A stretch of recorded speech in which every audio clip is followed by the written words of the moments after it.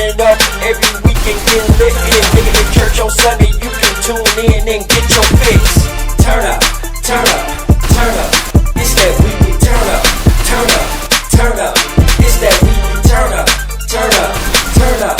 It's that weekly turn up, turn up. Not if you go through them, when you go through them. When the water gets high in your life, I'm gonna be with you. When you feel like the rivers of life are trying to sweep you away, I'm gonna be with you. When it gets so hot in your situation that you feel like you're about to burn up in this thing, God says, I'm gonna be with you. He says, when that stuff happens, because he's letting us know that just because you get saved, and just because you run to this altar and you say, I yield, you still gonna have some water that you got to go through. Because when you are anointed, you can't hide.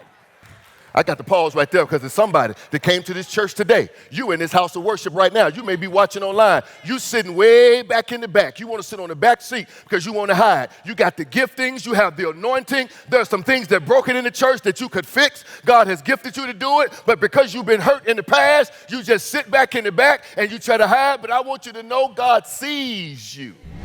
When your next chapter is very powerful, then your transition will be very painful.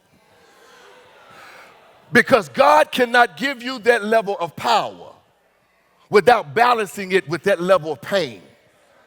Because if he gives you power without the pain, then you'll get there and start acting funny. And the worst people to be around are people that have power that hadn't been tapered by pain. Because when God is going to take you real high, he has to first bring you down real low. But you must get to the point that you don't become more connected to your pain than you do to your purpose. And some of you are in a painful position, in a painful situation, and you just won't move. You keep doing the same thing over and over and over, and God is trying to move you to another chapter, but you're staying there in that painful situation. And I have come on divine assignment to tell you this morning that it is time for you to move. You got to move because your pain is temporary, but your purpose is permanent.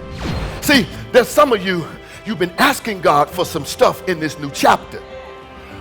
And the word from the Lord is, it's yours, but not yet. Come here, let me talk to you. I know you're hungry for it, and I know you're tired of being in that low place, in that destitute place. And the word of the Lord for you is, it's yours, you're going to get it, but not yet. Because God has to do some detoxing first. He has to show you how to glean first. He has to humble you first. There are going to be times on this journey that God is going to put a weight on you. And you're going to look towards heaven and ask God, why is this happening to me? I can give you these words of encouragement, and I'm done. I have been a deacon. I have been a minister. I know the sacrifice that you're getting ready to make. I know the burden that you're getting ready to carry. And let me tell you, there will be days when you feel as if there's nobody that you can call. And the people that you want to call are either dead or dealing with their own issues. I'm telling you right now, there are going to be some days when you try to call the pastor and you can't get him. When you try to call your best friend and you can't get them. There are going to be some days when the people that said that they love you will walk away from you. And you have to continue to stand.